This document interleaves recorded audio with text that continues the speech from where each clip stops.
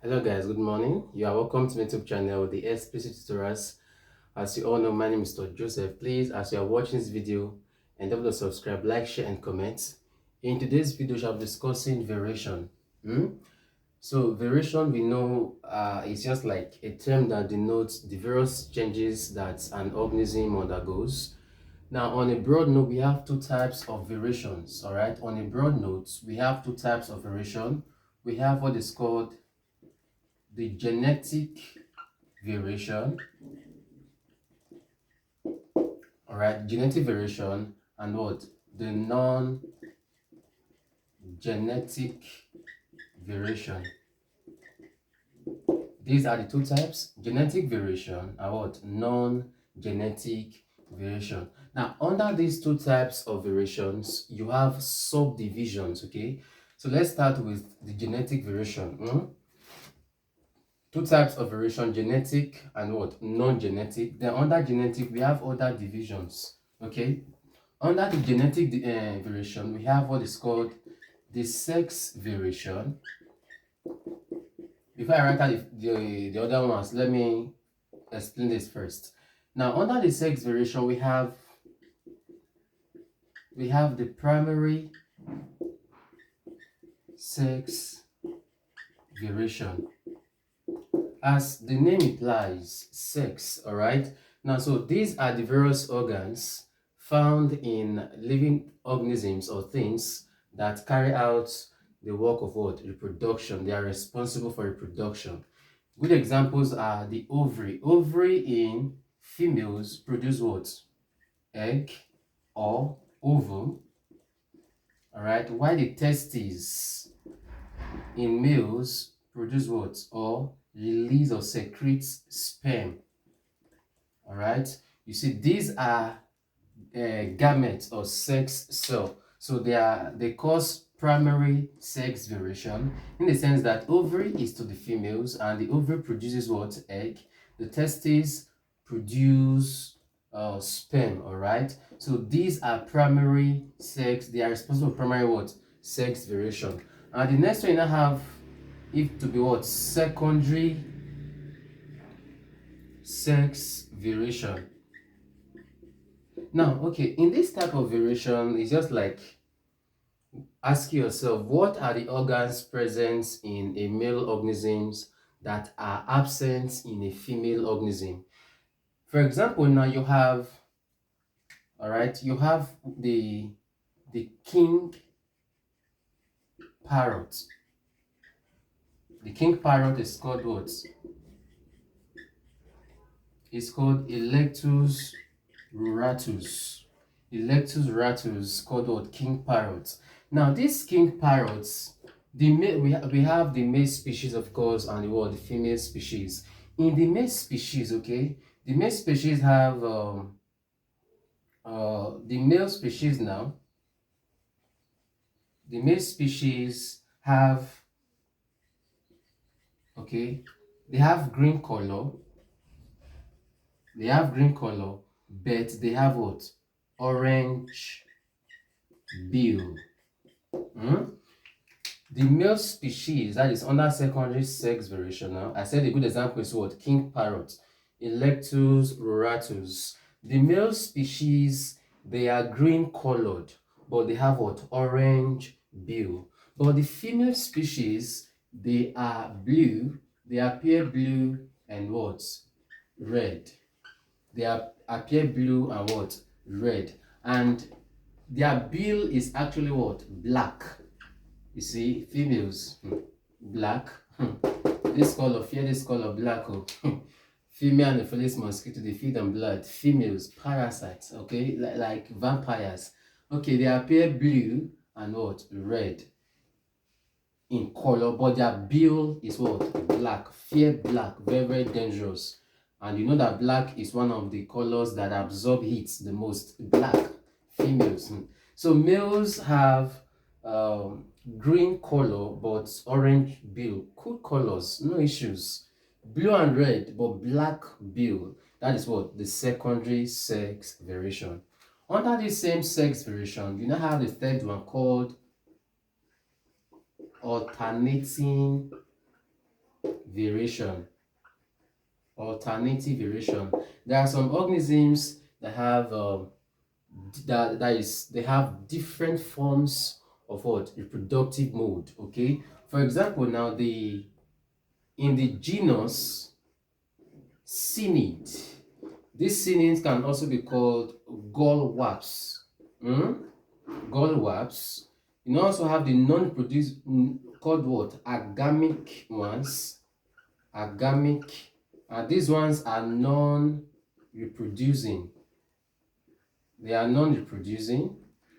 While the ones that reproduce are actually bisexual. If I don't say they are bisexual, they are what? Hermaphroditic. Hermaphroditic. So alternating variation, primary sex variation, secondary sex variation are examples, or there are subdivisions or subvariations under sex what variation. Okay, so you will have the agamic ones, that they are non-reproducing. Then the producing ones are actually bisexual, or they are what? Hermaphroditic, in the sense that they have both the male and female productive organ. Under the same primary sex variation, you have the fourth one called gnandromorphism. Let me use morphism. Gnandromorphism.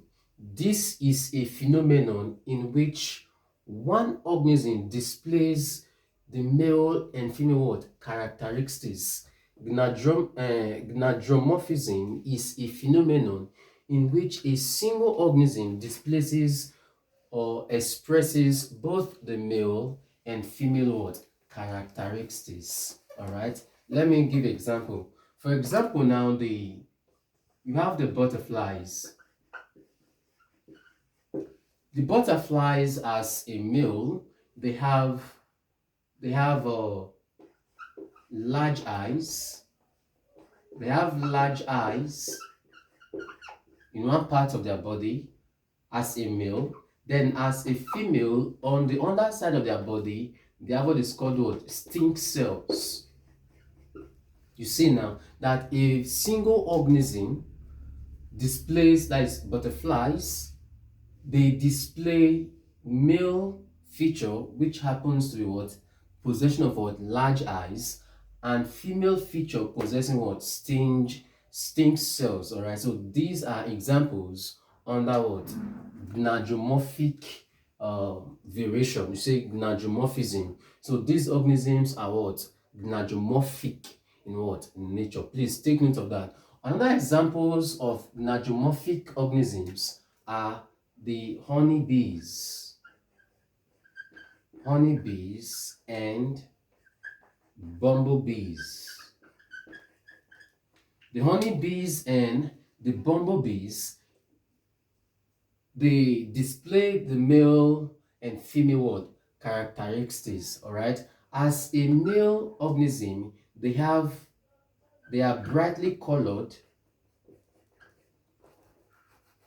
All right, they have one of their wing that is brightly colored like the male, and they have another wing that is brightly colored as the females. So one organism expressing both male and female characteristics. Take note of that. So we have treated gnandromorphism. Okay, that is under primary. We've treated, okay, under sex we have primary, we have secondary, we have alternative variation, and we have gnandromorphism. So these are the examples under sex variation. That is the subdivisions or subvariations under sex variation. You now have the non-sex variation. Under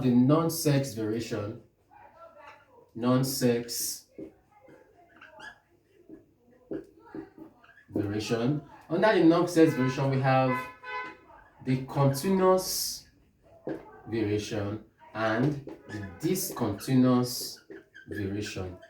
The continuous variation and the discontinuous variation. We also have this called morphological morphological variation, and what? Physiological variation. So the noticeable external characteristics or features that are present in a particular organism are called what? Morphological what? Variations. Those features that you can easily see with your two naked eyes, they are what? Morphological. And you can link morphological to what? Continuous. All right. Morphological is to continuous, then discontinuous is to what? Physiological variation. Because this very type of variation expresses or is characterized by the functions, all right, that an organism what expresses. The ability to roll the tongue, the ability to taste PTC, the movement when you close one eye and leave the other one open, the ability to move one ear. All right, so those are examples as well of physiological what variation. They are discontinuous. Morphological, that is the skin color, the color of the eye, and the body size. They are all what examples of what morphological variation. Please take note of that. It is very, very important. So we have treated the genetic type of variation. Genetic, I told you that genetic we have the sex variation and the non-sex variation. Under the sex, we have primary, secondary, gynamorphism, and what? Alternative variation. Then under the non-sex variation, we have the continuous and the discontinuous what? Variation. So let's proceed to the non-genetic variation. I believe the class is going well. Just focus, you understand it properly. I believe it's recording. Yes. Yes, I have. Yes, it's good I check. Yes, there's a reason for that. So we have the non-genetic. Okay, please. The genetic variation adapts the population and the species. Okay, take note of that. The genetic variation adapts the population to what? Species. Okay, but the non-genetic variation adapts individuals. Now, under the non-genetic variation, we have the traumatic variation. Then under this traumatic variation, all right, we have what is called parasite induced variation. Now, before I write out the next one, let me explain this. You know, parasites in animals, they have the ability to cause abnormalities or abnormal conditions. They have the ability to actually form complicated conditions, all right, such as maybe swelling, distortion, abnormalities, abdominal pain. Okay, they can even cause mechanical injuries. Okay, now I said parasites, when present in organisms, they can actually cause swelling, all right, distortion, and of course abnormalities, as well as what? Mechanical what? Injuries. So they have the ability to cause this. Take for example now the honeybee. All right, the honeybee has, of course, it has head. All right, now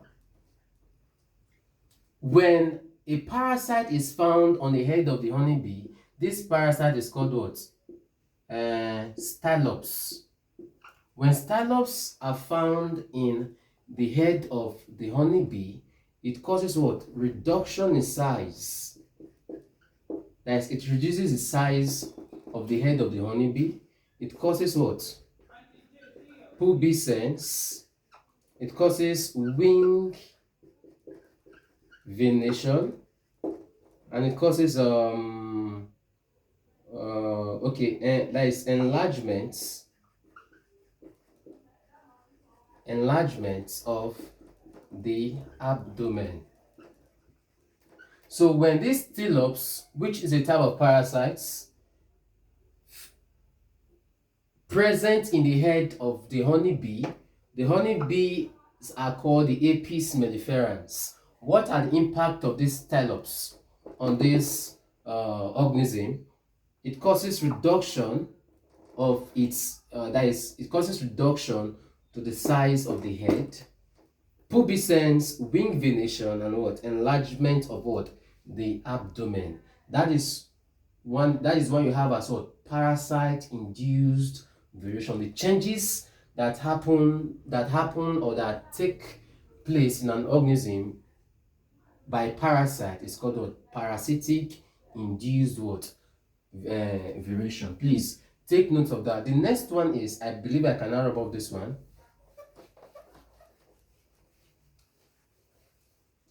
All right, the next one is accidents and teratological variation. Teratological what? Variation. Okay, accidents and teratological variation. Accident. You said that accidents are not planned events that result to, okay, it's an unplanned event and that occurred resulting to death, loss of property, and what? Injuries. Now, this type of variation occurs in organisms that undergo metamorphosis. Now, an external injury to this organism can actually affect greatly the morphological constituents of the organism.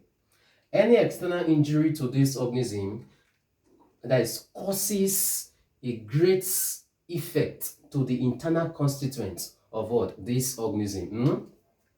So if the internal constituents are actually affected, all right, what happens? It means that the normal physiological properties of the organism may tend to what? Change. For example, now when there's an injury on, okay, examples of insects that undergo complete metamorphosis are the hymenopterans,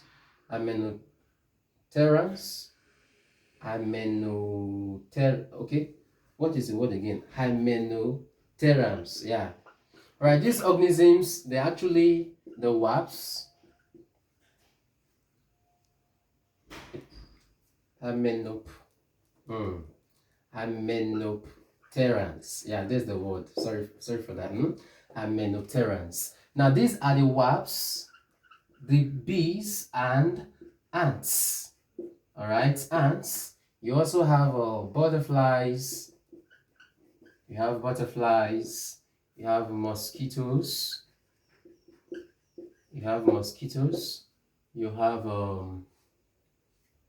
You have fleas, house flies. Now, these organisms, they have the ability to undergo what? Complete metamorphosis. Egg to larvae to pupae to what? Adult. 4 stages are involved in complete metamorphosis. So any external injuries will affect the internal constituents of these organisms. As such, you begin to observe something such as segmentation of appendages and what? Wing venation. Right. So these are the noticeable changes you begin to observe in the organism. The appendages will begin to segregate or segment, as the case may be. Then these are actually noticed in organisms that undergo complete metamorphosis. I believe that is established. So under the traumatic, which is number one under non-genetic variation, we have the parasitic induced variation, and you have what? Accidental and teratological variation. So I'll rub off this one. So I'll write number 2. Can I rub it off now? Okay. Now you also have a social variation. Social variation, as the name implies, social. Your mind should just go straight to social insects. Social insects. You know, social insects, they have peculiar characteristics in the sense that they have colony. All right, their colony form what? Caste. Colony forms what is called what? Caste. All right. Now, please, termites. Termites comprise 3 colonies. All right, we have the reproductives. We have the reproductives. We have the workers. And we have the soldiers.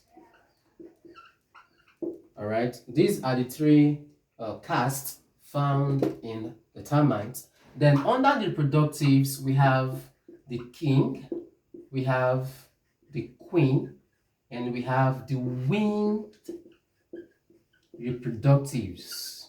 You can see that now.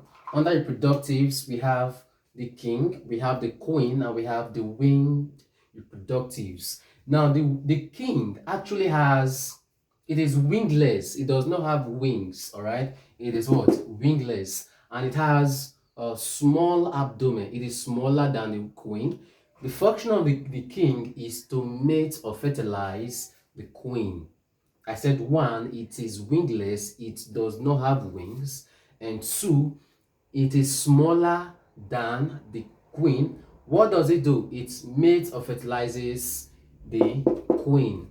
What about the queen? What is the function of the queen? Or what are the features of the queen? 1, it has winged. Okay, it has wings. So it is what you say, it is what? Winged. It has wings, therefore it is what? Winged. Now, what's another example? It has small head and thorax. It has small head. It has small head and thorax. It has small head and thorax, but large abdomen. The queen is winged. It has small head and thorax and large what? Abdomen. The function of this large abdomen is to carry what? Eggs. The large abdomen is used to carry what? Eggs. What does it do? It is responsible for the laying of what? Eggs, which would then be fertilized by the king. Now you now have the winged reproductives. These are called potential reproductives in the sense that they are the one that form another reproductives. They are the one that grow into king and what? Queen. All right. So they have different features. They actually have wings. Just as look at winged reproductives, they have what? Wings. Now, what about the soldiers? The function of the soldiers is to actually protect the territory. All right. They protect the hive. You know, hive is an hexagonal structure that these organisms are found. Okay, they are responsible for the construction of hives. All right, what are their features? 1, they are blind. They are sterile. They are blind.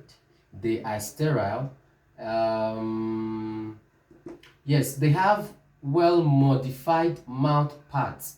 Well modified mouth parts. They have well modified mouth parts. So these features are the similarities that they have. They perform the same function. They actually enhances what? Protection. They protect the hive. All right. Please, in a particular caste, you only have 1 queen. Okay, you only have 1 queen. 1 queen will mate with, I said, okay, we mate with many drones, or yes, many drones. Now, if a drone mates with, okay, no, before I go into this, let me introduce bees. Termites have three castes: reproductives, workers, and soldiers. Under reproductives, we have the king, the queen, and the winged reproductives. Now, under bees, we have the queen, we have drones, and we have what? Workers. Drones in bees perform the function of what? King in termites. Drones in bees perform the function of what? Termite. They mate with the queen. As soon as a drone mates with the queen, it dies. It dies. Number one special thing about female, they're always special in the sense that I forgot to say something here. Now the queen is actually fed with what is called royal jelly god.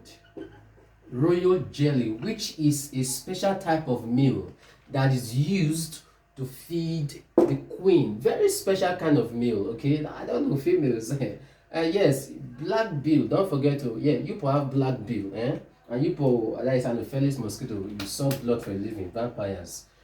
Don't suck your family's blood, though. All right, so drones play the work of king in termites.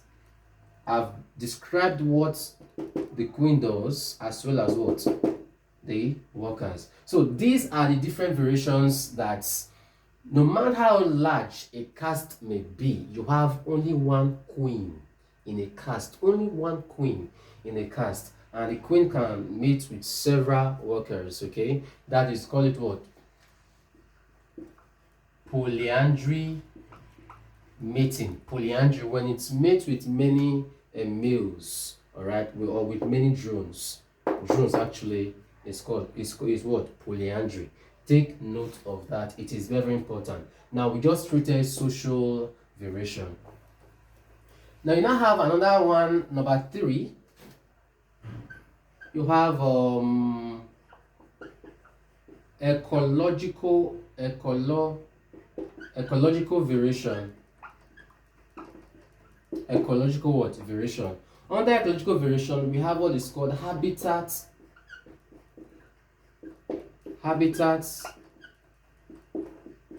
variation. Now, habitat variation, there's a term I love about this variation. It's called what? Eco phenotype.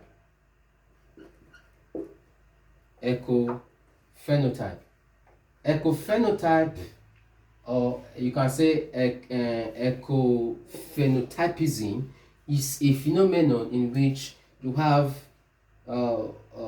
ecological races in different organisms. That is the ecological variations you see as a result of what? The impact by a habitat. Now there are some organisms that when certain fishes are found in a particular region of the water, they show stunted growth. All right, they show stunted growth. But when some other organisms are found in that same habitat, they show rapid growth. Influence of what? The habitat upon a particular what? Organism. You now have another one called temporary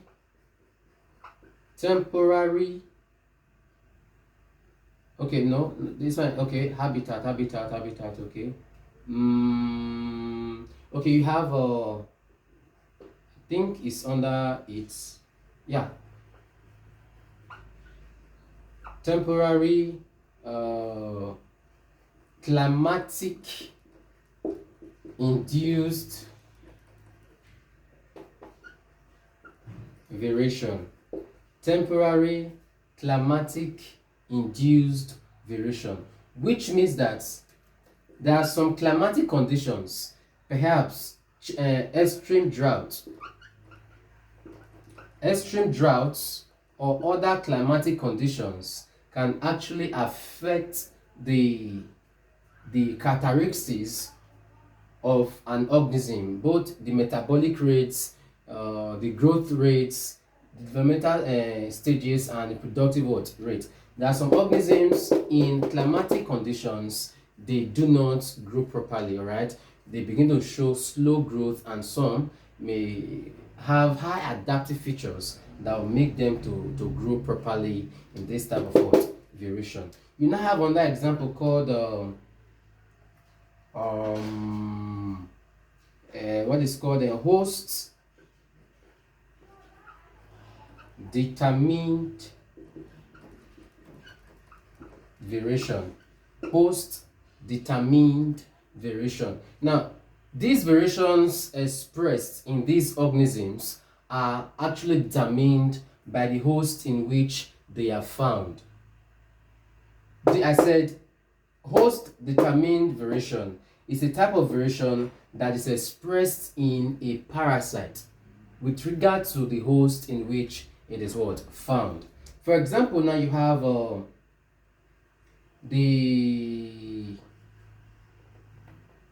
there are certain insects that when they are red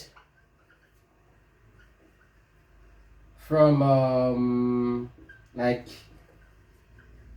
blue to green, when they are red from blue to green caterpillar, and some they are red from yellow to green caterpillar. Okay, let me explain this properly. There are some fishes that they produce or spin cocoons. They produce or secrete cocoons, and these cocoons, when they are red from blue to green caterpillar, you know caterpillar is the larvae stage. When they are red from blue to green caterpillar, and you now have when they are red from yellow to green caterpillar, they produce what is called white cocoon. This cocoon is actually white. White cocoon is produced in these two species. All right, one species but different variations at a particular time. When red, when it appears blue to green caterpillar, it will produce white cocoon. The same thing, yellow to green caterpillar, it will produce white cocoon. But these variations expressed are actually determined by the host in which they are found, called Colis phyllodes. Okay, phyllodes.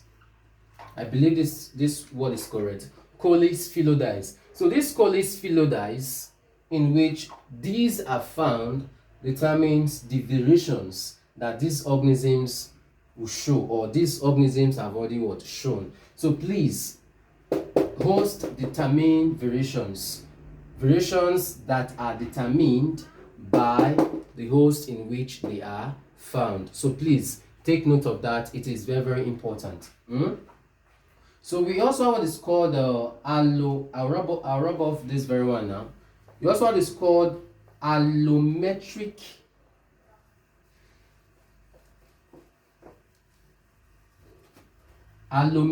variation. Allometric variation.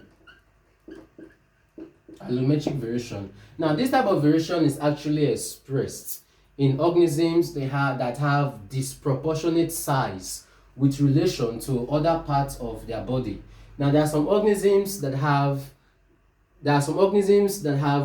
bigger head than their abdomen. They have bigger head than their abdomen. So which means that as they grow, their head grows faster or grow bigger than their abdomen. You call that allometric variation.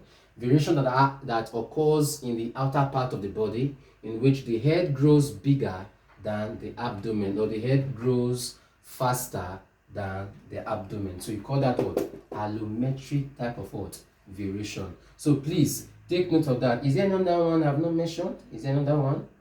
Okay, now you have the fourth one. Age age variation.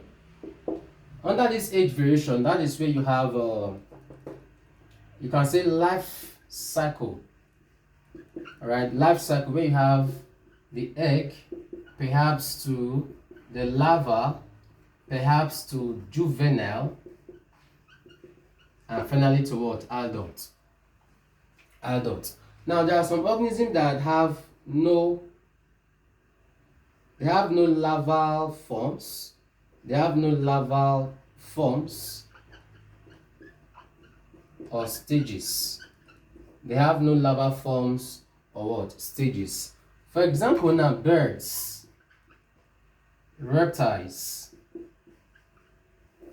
their larval forms, okay, they don't have larval forms actually, juvenile forms.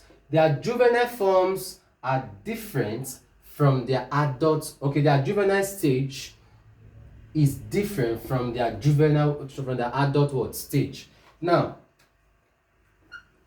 for example, now birds, the juvenile stage in birds, all right, is different from the juvenile stage in the juvenile stage in birds is different from the adult stage in birds. If I don't call it juvenile, I'll call it what? The young stage. The young stage in birds is different from the adult stage. Okay, same thing reptiles. All right, reptiles. For example, now the male reptile, like I can say a gamma. All right, it has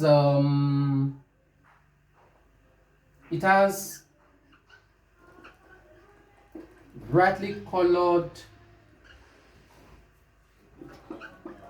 Okay, how do I put it now? Okay, it has dark orange color on its head.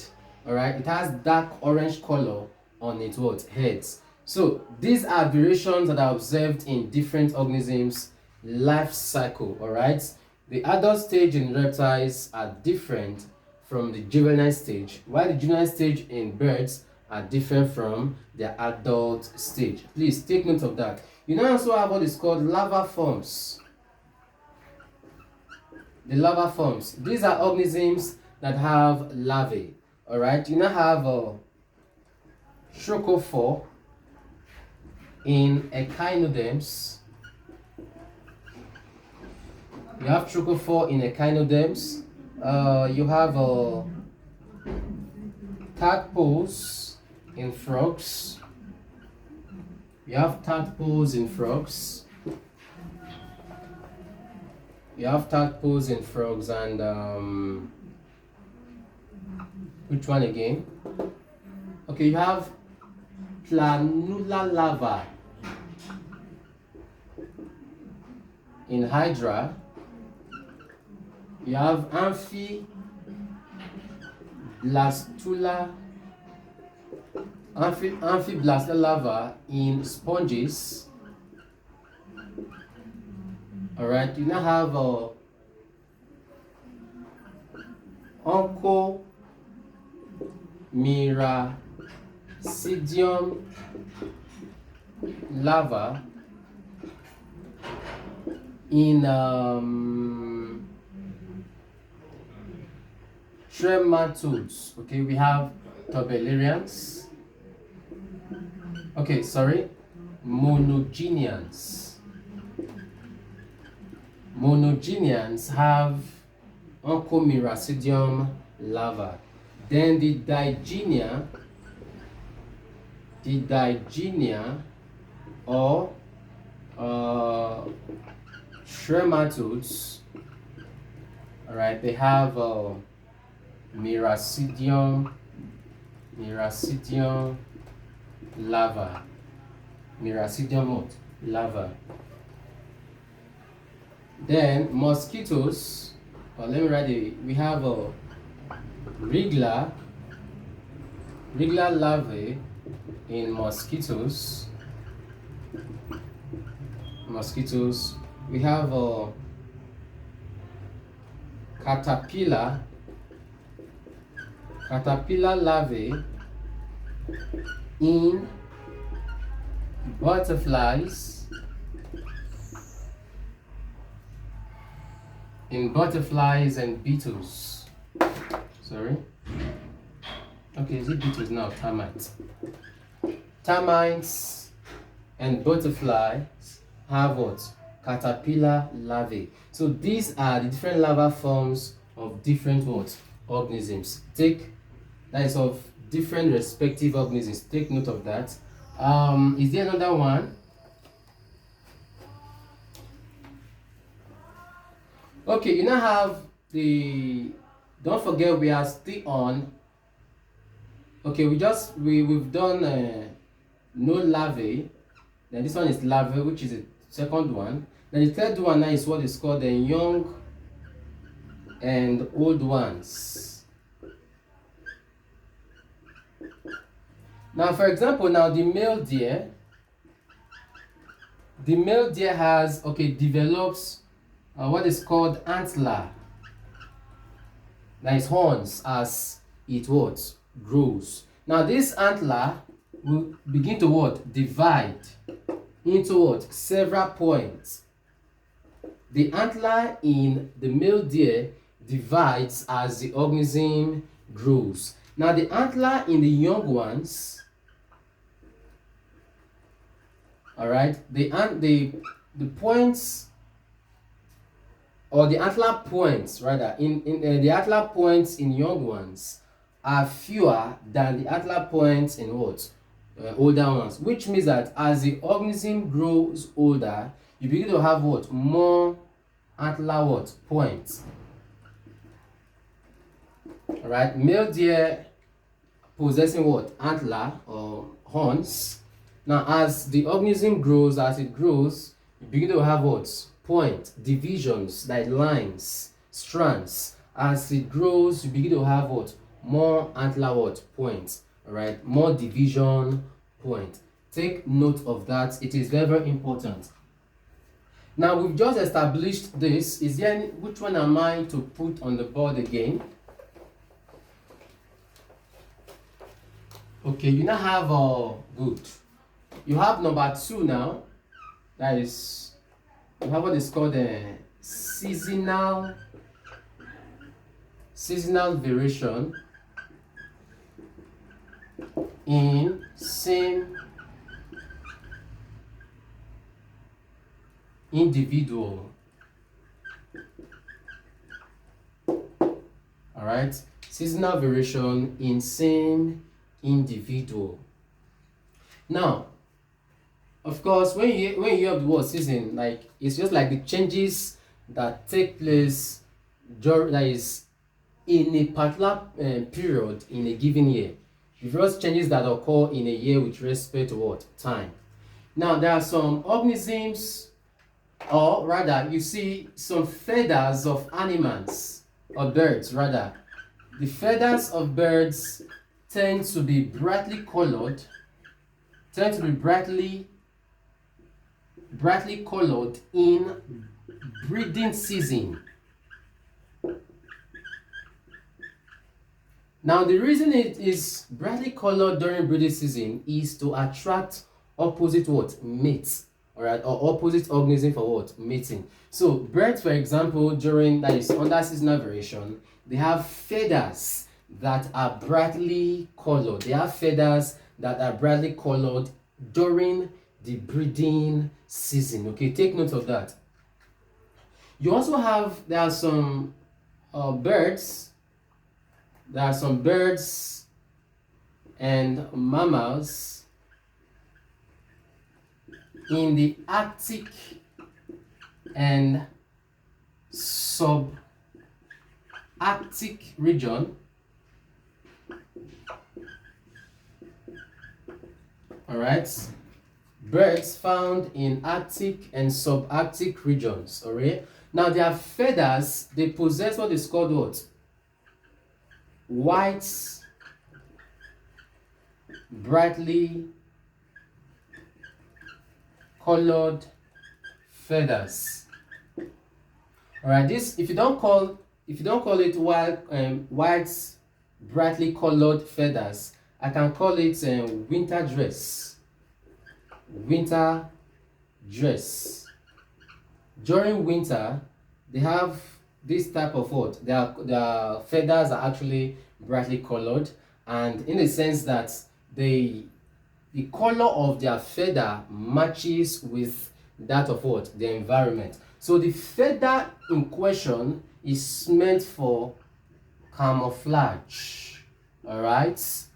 This feather they possess in the Arctic and subarctic region is meant for what? Camouflage. Alright?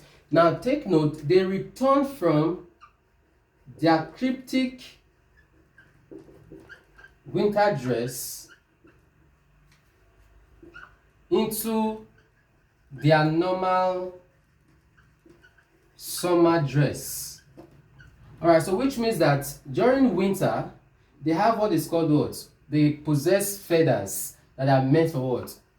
Camouflage. Alright, this is actually a type of adaptation possessed by organisms in order for them not to be seen by their predators. Alright, the color of their body blends with that of the environment. So please take note of that. It is very, very important. Very, very important. Okay, which do I have another one to drop here? Is there any other one? Is there any other one that I've not said? Okay, so just take, as time goes on, if I'm able to remember any other one, I'll just drop it. Okay, you now have seasonal variation. You have seasonal variation in consecutive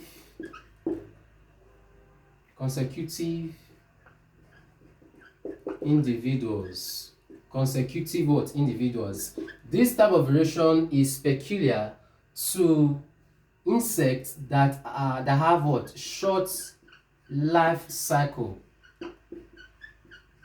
Or you say these organisms, they are what? Short-lived. They are what? Short-lived. In the sense that the hatching ability, if an adult individual insect hatches during the dry season, all right, it may look different from the one that has been hatched during what? Wet or rainy season. All right, so which means that the organisms that may be hatched during the dry season may be different from the one hatched during the wet season. During the wet season, please take note of that. It is very, very important. And there's what we call cyclomorphism.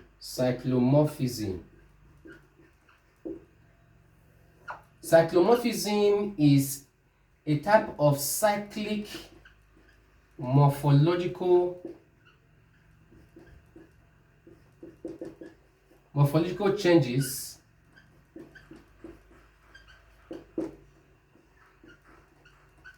all right, cyclic morphological changes that occur in an organism. You call it what? Cyclomorphism. Take note of that. Now in rotifers and cladocerans, the seasonal variation in consecutive organisms is actually affected by certain factors. We have temperature. You have temperature. You have turbidity,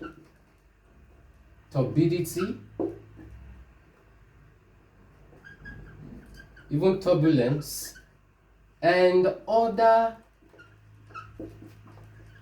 physical and chemical properties of the water. So which means that the physical and chemical properties of the water can actually affect the seasonal variations found in certain organisms. Okay, so good examples are rotifers and what? Cladocerans. Rotifers, for example, the food present in rotifers make more morphs of variants to be produced. Morphs of variants, okay? Okay, the food that is eaten by rotifers brings about more or morphs. Let us use morphs or variants. If I don't use morphs, I'll use what? Variants, okay? So please, and again, in the water body, you see many species that look like cladocerans, but they are not. That is because of these factors present in the water body. At this point, to call it a day, is there any other point I've not said so far? Let me go through it. Okay, seasonal, habitat, and I think I've done all. So we have done variation in full. So at this point, to call it a day. Thanks for watching. Do have a wonderful day. Please endeavor to subscribe, like, share, and comment.